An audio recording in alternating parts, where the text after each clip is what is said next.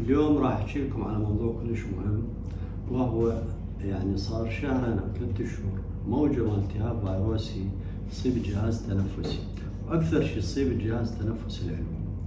فيجي المريض سخونة عنده وقحة وكذا، نفحص صدره والشوامي.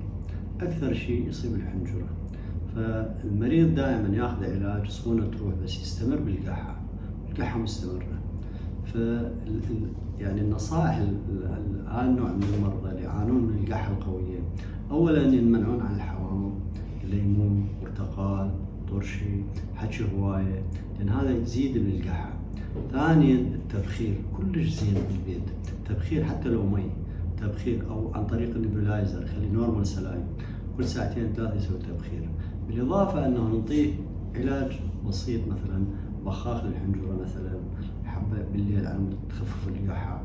فهذا المرضى لي يرعبون من هذا النوع من المرض، بس أهم شيء يراجع الطبيب حتى يتأكد أنه صدره ما ملتهب، ما بيفد شيء، عنده مجرد التهاب بالحنجرة يصير مثل التحسس وتستمر هاي القحة ومزعجة كلش.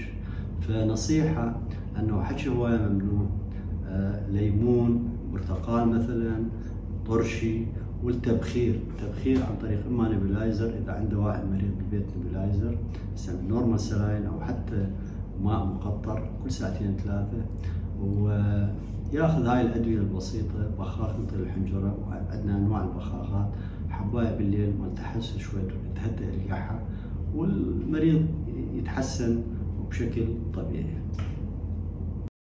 هسه عندنا هذا موجه مال فيروس بالحنجره، كلها تروح سخونه وكذا وكذا كذا، وراها تروح السخونه، بس تبقى القحه.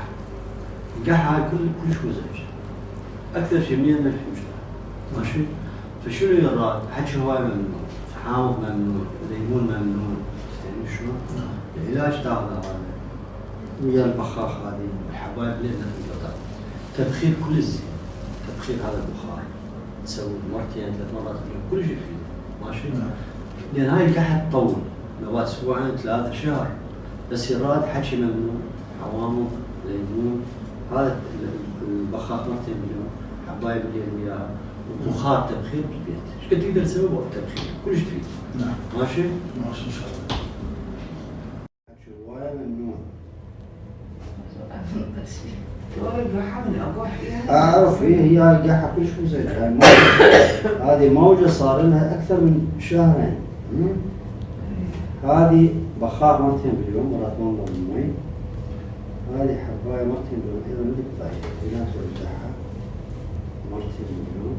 ما أنت بس ما أنت تدربيه. ما له علاقة. وهذا الشراب ويا القحة، ماشي؟ تبخير كل الزين، حكي هواي ممنوع، حامض ممنوع، طرشي ممنوع، ليمون ممنوع، هذا التهاب بالحنجرة بس. ايوه بس حبوب التهاب 200.